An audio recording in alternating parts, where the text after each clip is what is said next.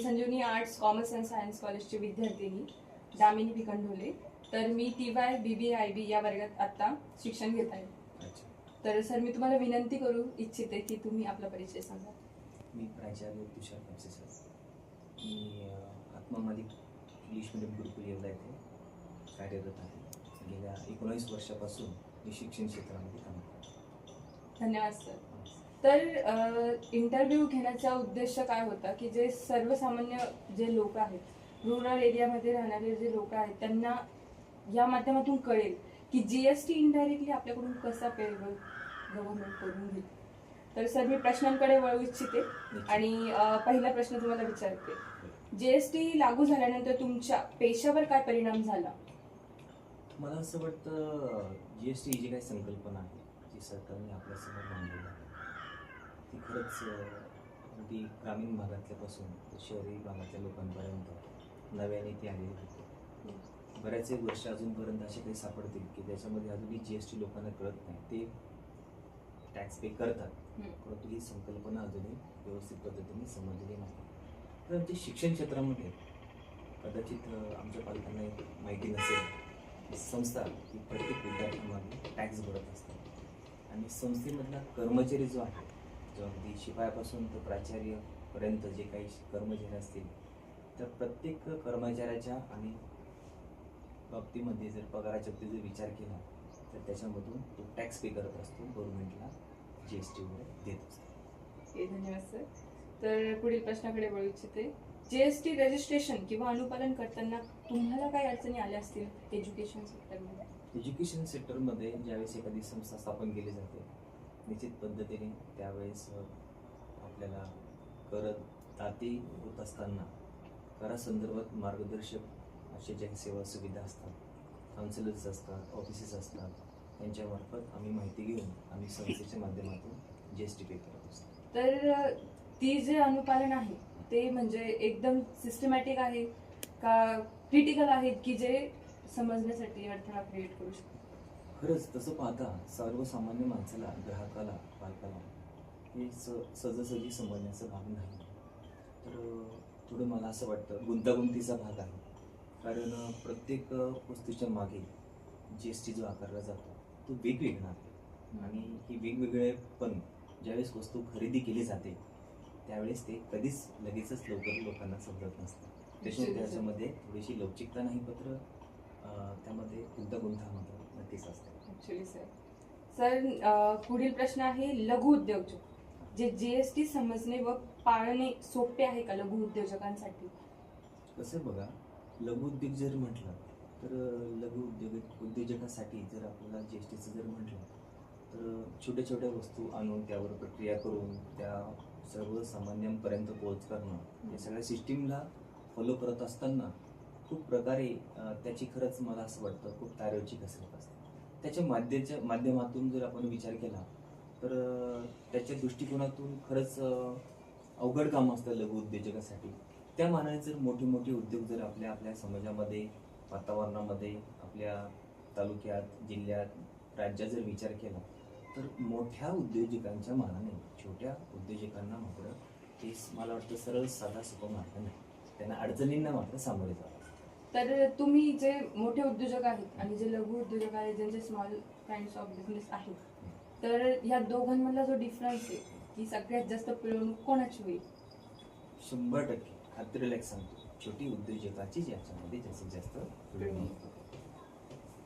Sir पुढील प्रश्न आहे जुन्या कर प्रणाली व GST प्रणालीमध्ये काय फरक आहे? तसं एक छोटंसं उदाहरण सांगतो. एखादी गोष्ट जर एखाद्या जो स्वतः निर्माता आहे तो जर 20 रुपयापर्यंत विकत असेल, भले ती त्याला 15 रुपये मिळेल, परंतु त्याच्यावरती जर 18% GST लागतो. SGST, CGST म्हणजे सेंट्रल गव्हर्नमेंटला त्याच्यातून 18% जातात त्या किमतीमध्ये, स्टेट गव्हर्नमेंटला 18% जातात, बरोबर. आणि त्याच्यामधून त्या ग्राहकाचा खरंच फायदा होतो का नुकसान होतं हे खरंच शोधण्याचं काम आहे.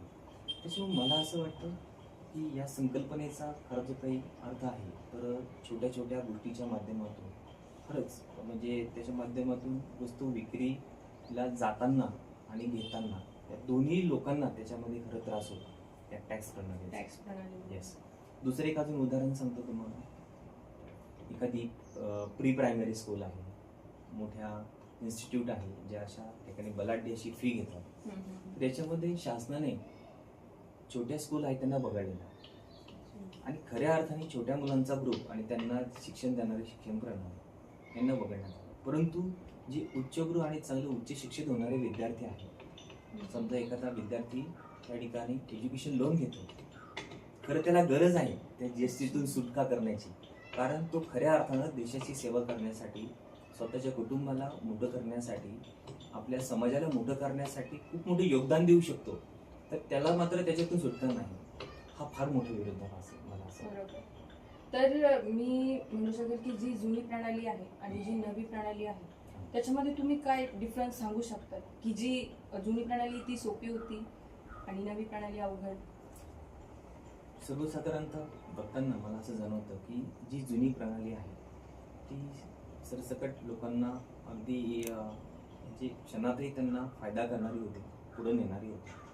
मात्र नव्या प्रणालीमध्ये फक्त जे हाल होते आहे ती फक्त ग्राहकाचीच होते, असं माझं स्पष्ट मत आहे. त्याच्यामुळं एक छोटंसं उदाहरण द्यायला मला अजून एक आवडेल.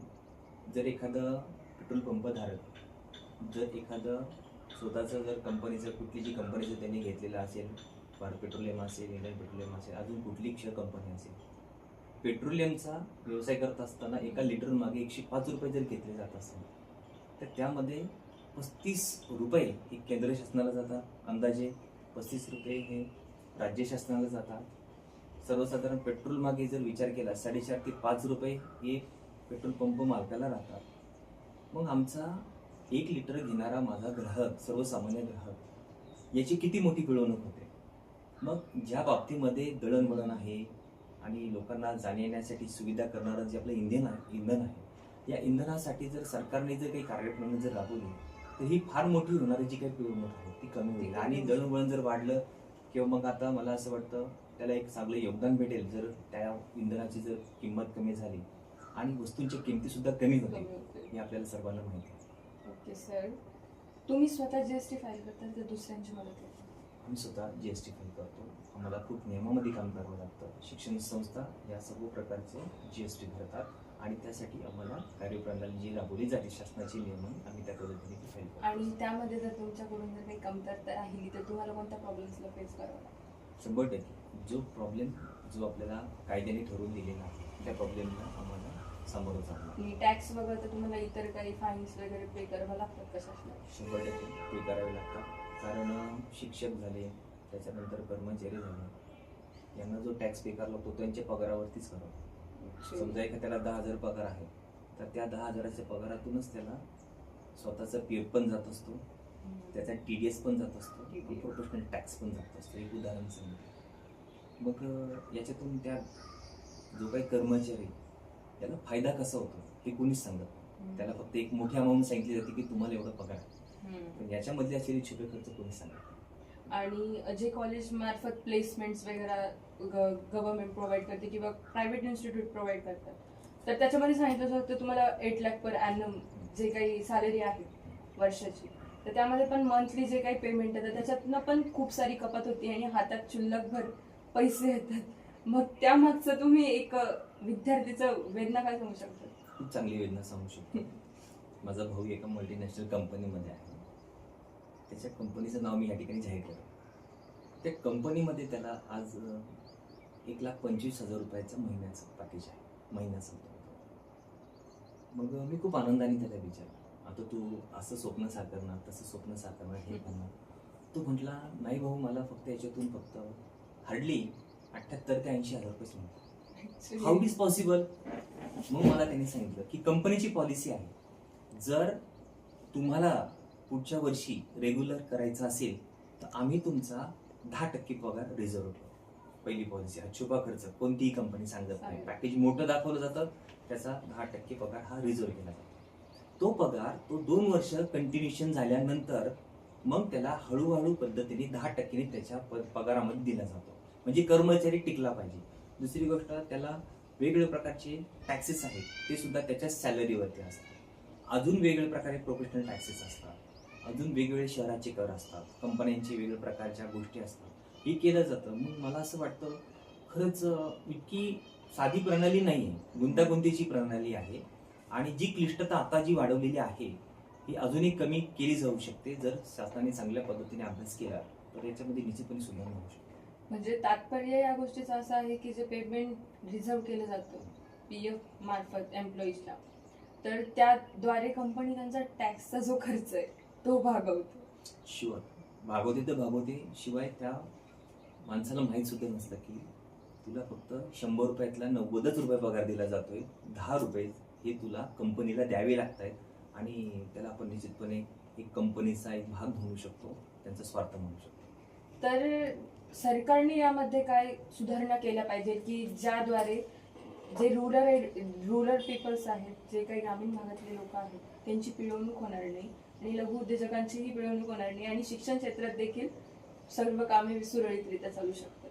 मला असं वाटतं की जो सोर्स आहे, जो कंपन्यांना कच्चा माल पुरवतो, शिक्षण क्षेत्रामध्ये असलेले कर्मचारी असतील, सर्व सामाजिक क्षेत्रातील ज्या काही सामाजिक संस्था असतील, तिथले काम करणारे वर्कर्स असतील, आपल्या एज्युकेशन सेक्टर झालं, त्याच्यानंतर मेडिकल सेक्टर असेल, फार्मास्युटिकल असेल, इंजिनिअरिंग असेल, वेगवेगळ्या क्षेत्रातील लोकांना पुढे आणण्यासाठी, त्यांचा सगळ्या पद्धतीने त्यांना पुरस्कृत करण्यासाठी शासनाने वेगवेगळ्या प्रकारची योजना आखल्या पाहिजे. खरं तर त्यांना प्रोत्साहन दिलं पाहिजे आणि ते प्रोत्साहन असं दिलं पाहिजे की त्यांना कराच्या याच्यातून फार कमी कराचा बोजा टाकून त्यांना वरती आणलं पाहिजे आणि प्रोत्साहन देऊन त्यांना पुढे जर आणलं तर मला असं वाटतं शासनाचा खऱ्या अर्थाने हा जो काही कराचा जो भाग आहे तो सिद्ध होणार आहे. खरं बघता ज्या कंपनी पेबल आहे, जे खरं समाजामध्ये हजारो कोटी रुपयाचं त्या ठिकाणी स्वतःचं उत्पन्न काढतायत, त्या लोकांना खरं GST आणि CGST वेगवेगळ्या कराच्या माध्यमातून सरकारने त्यांच्यावरती थोडं ओझं टाकलं पाहिजे. कारण ते लोक खर्च करत आहे, म्हणजे मोठ्या मोठ्या पक्षांना फंडिंग करण्यासाठी ते खर्च करत आहे, मोठे मोठे बॅनरला मोठं करण्यासाठी. ते करण्यापेक्षा तुम्ही सर्वसामान्य ग्राहकाला जर पुढे आणण्यासाठी वेगवेगळ्या योजना आखल्या तर निश्चितपणे आपण आपल्या शासनाच्या माध्यमातून शासनाला एक चांगल्या पुरस्कृत ग्राहकाला पुरस्कृत करण्यासाठी, GST ला पुरस्कृत करण्यासाठी खूप चांगल्या योजना आखल्या. ज्या योजना सरकार आता राबवते त्यामागे GSTचा जो उरलेला जो पैसा आहे तो लावला जातो का? निश्चितपणे फार कमी प्रमाणात लावला जात आहे असं मला वाटतं.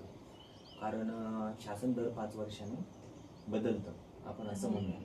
आणि त्यातल्या त्यात मंत्री सुद्धा बदलले जाते.